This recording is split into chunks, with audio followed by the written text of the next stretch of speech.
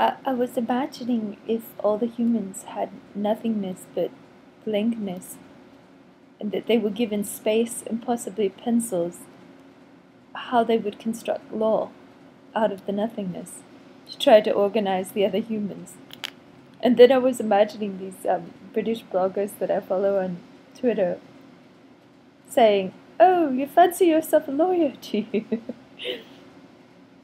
And then that caused me to think, what is that kind of person that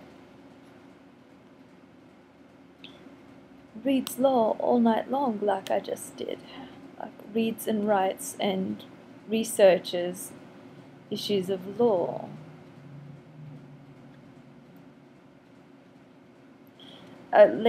Just of now, I'm reading about domestic violence in lesbian relationships. Before that, battered women, more honor killing, female genital mutilation, tons of rape law, intellectual property law. Why?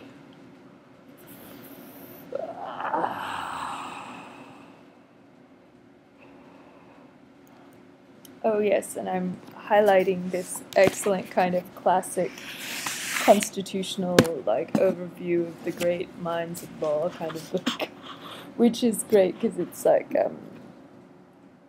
it's different than Twitter.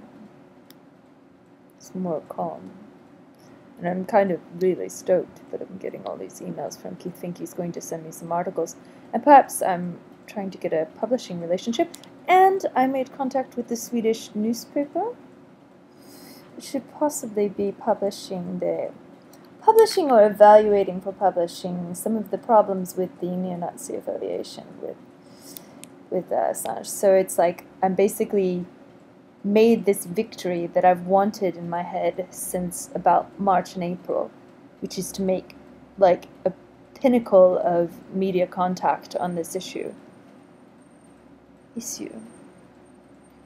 And then my favorite lawyer in the world, who is just so bright, he makes me so happy, is like email me back and forth, and it's like I don't hear from him for 6 months, then suddenly I have like a gajillion emails because he's just up and roaring. I'm just like, you don't sleep either, dude. I can tell this because we've been on a 2-hour email blitz, but all these like good issues talking about he's helping tow women in Italy.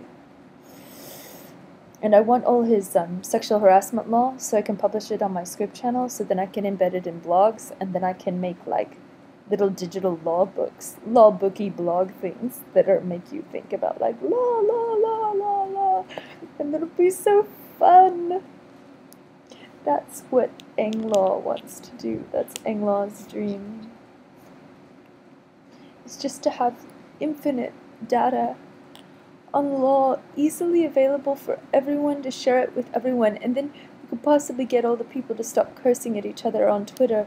If there were little tweet buttons, they could punch the tweet button and send really big impressive law papers out to each other all day long. Instead of calling each other names, they could actually get kind of scholarly.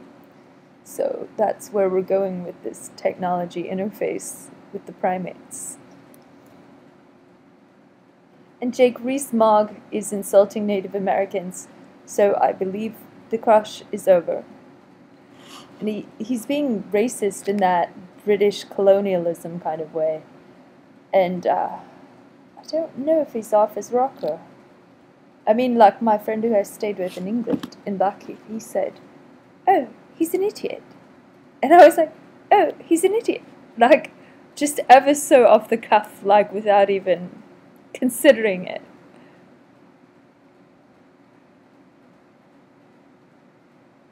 Sharon QC is the new toast.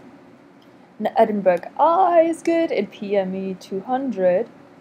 Objectivizer, Wikiwatch, Rev Magdalene, quite interesting. Adrian Lama, quite interesting. WikiHype, sort of the funniest, kind of pulling all the punches. And I'm working on blogging, actually.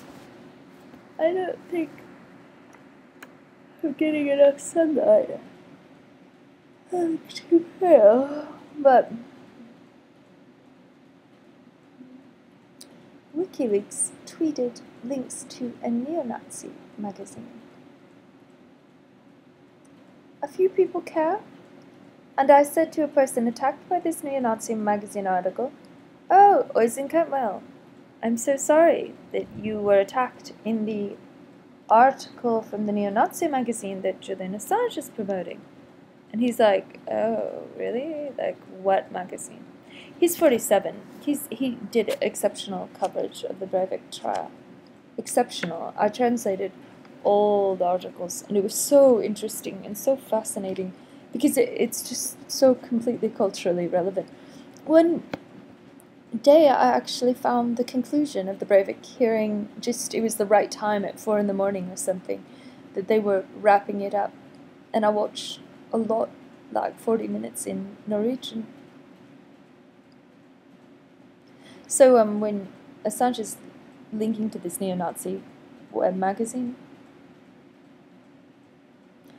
I cannot have that blood on my hands. If he incites violence or promotes more xenophobic, racial discrimination, hatred, no. It's not equitable.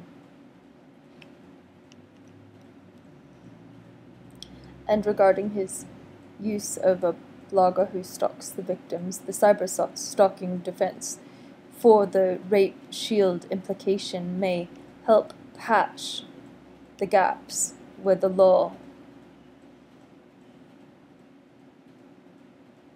lags behind justice.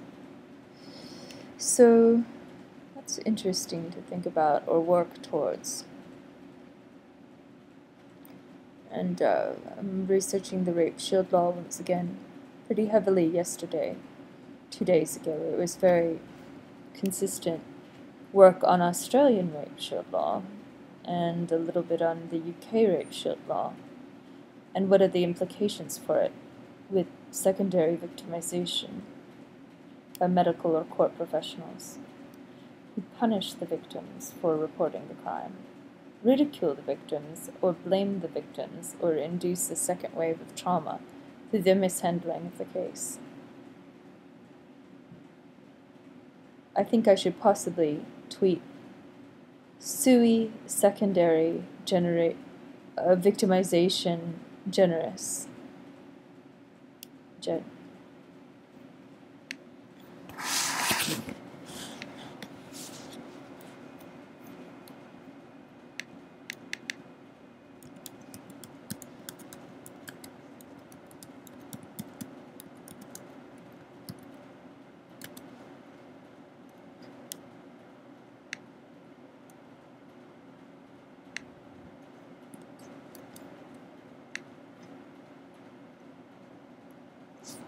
The pain in my head is very severe now.